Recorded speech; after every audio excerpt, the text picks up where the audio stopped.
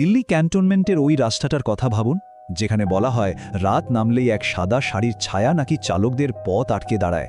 বছরের পর বছর ধরেই গল্পটা মানুষের মনে ভয় ধরিয়ে আসছে। কিন্তু এটা কি শুধুই একটা গল্প, নাকি এর পেছনে লুকিয়ে আছে আরও গভীর কোনো রহস্য? চলুন আজ সেই রহস্যটাই খুঁজে বের করা যাক।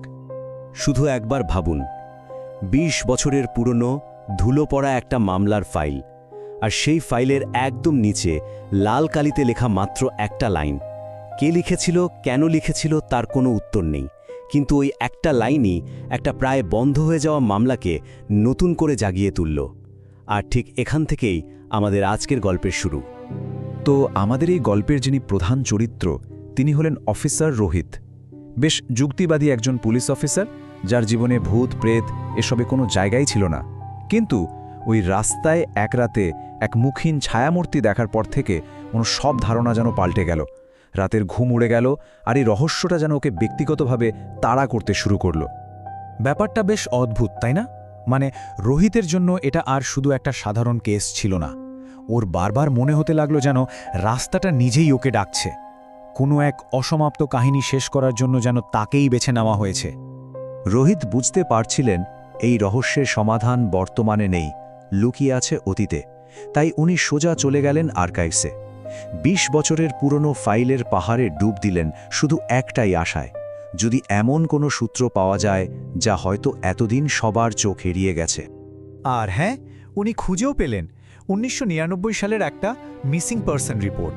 নাম অনন্যা শর্মা, এক নববিবাহিতা মহিলা যার মৃতদেহ কোনোদিন খুঁজেই পাওয়া যায়নি। ভাবা যায় ২০-২০টা বছর কেটে গেছে। এই সূত্র ধরে রোহিত পৌঁছে যান অনন্যার গ্রামে, আর ঠিক সেখানেই অপেক্ষা করছিল এক নাটকীয় মোড়। অনন্যার শাশুড়ি, যিনি এতদিন ধরে একেবারে চুপ ছিলেন, তিনি অবশেষে মুখ খুললেন আর নিজের ছেলের বিরুদ্ধেই আনলেন এক ভয়ঙ্কর অভিযোগ। তো এবার রোহিত একটা বেশ বড়সড় সিদ্ধান্ত নিলেন। সবকিছু জানার পর উনি ইচ্ছে করেই এক পূর্ণিমার রাতে আবার ফিরে গেলেন সেই রাস্তায়, কারণ উনি বুঝে গিয়েছিলেন এই রহস্যের সমাধান কোনো ফাইলে নেই, এর উত্তর লুকিয়ে আছে ওই রাস্তার অন্ধকারেই। একবার পরিবেশটা ভাবার চেষ্টা করুন।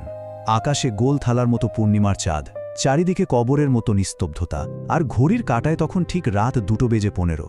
আর ঠিক সেই মুহূর্তে সেই ছায়ামূর্তিটা আবার রোহিতের গাড়ির সামনে এসে দাঁড়াল।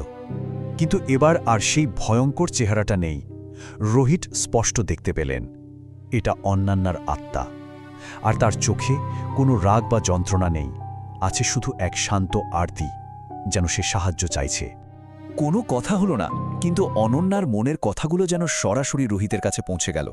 সে মুক্তি চায়, আর তার জন্য নিজের দেহের সন্ধান দিতে হবে। এরপর তার ছায়ামূর্তিটা রাস্তার পাশে একটা পুরনো পরিত্যক্ত কুয়োর দিকে ইশারা করল। পরদিন সকালেই রোহিতের দেখানো ওই জায়গায় তল্লাশি শুরু হলো। পুলিশ এসে পরিত্যক্ত কুয়োটা ঘিরে ফেলল, আর তারপর কুয়োর ভেতর থেকে যা উঠে এলো তা দেখে উপস্থিত সবার শিরদাঁড়া দিয়ে একটা ঠান্ডা স্রোত বয়ে গেল। কুয়োর ভেতর থেকে একে একে বেরিয়ে এলো একটা ছেঁড়া সাদা কাপড়ের টুকরো, কয়েকটা হাড়গোড় আর একখানা মঙ্গলসূত্র। এই প্রমাণগুলোই যথেষ্ট ছিল এটা নিশ্চিত করার জন্য যে অনন্যার শেষ পরিণতি এখানেই হয়েছিল। এই অকাট্য প্রমাণের সামনে অনন্যার স্বামী অর্জুন আর পালানোর কোনো পথ পেল না। তাকে সাথে সাথেই গ্রেপ্তার করা হলো, আর জেরার মুখে সে বেশিক্ষণ টিকতে পারল না, ভেঙে পড়ল। আর অর্জুনের স্বীকারোক্তিটা ছিল আরও ভয়ঙ্কর। সে বলল সে নাকি অনন্যাকে খুন করেনি, শুধু মারাত্মক আহত অবস্থায় টাকার লোভে রাস্তায় ফেলে রেখে চলে গিয়েছিল। ভাবুন, ২০ বছরের পুরনো একটা অপরাধের পেছনের ঠান্ডা নির্দয় কারণটা অবশেষে সবার সামনে এলো। অপরাধী ধরা পড়ল, ন্যায় বিচার হলো, কিন্তু অনন্যার আত্মার কি হলো? সে কি সত্যিই মুক্তি পেল? আচ্ছা, রোহিতের অভিজ্ঞতা বলছে গল্পটা কিন্তু এখানেই শেষ হয়নি। ঘটনার কিছুদিন পর রোহিত যখন গাড়ি চালাচ্ছিলেন, হঠাৎ রিয়ার ভিউ মিররে দেখলেন পেছনের সিটে অনন্যা বসে আছে। তার মুখে এবার কোনো আরতি নেই, আছে শুধু এক স্নিগ্ধ হাসি। সে ফিসফিস করে বলল, ধন্যবাদ। আর তারপর ধীরে ধীরে একটা আলোর মধ্যে মিলিয়ে গেল। আত্মাটা অবশেষে শান্তি পেল। আর অদ্ভুতভাবে এই ঘটনার পর থেকে ওই রাস্তাটার পরিবেশটাও যেন পাল্টে গেছে। যে কিংবদন্তিটা একসময় মানুষের মনে শুধু ভয় জাগাত, এখন সেটাই যেন এক প্রশান্তির গল্প শোনায়।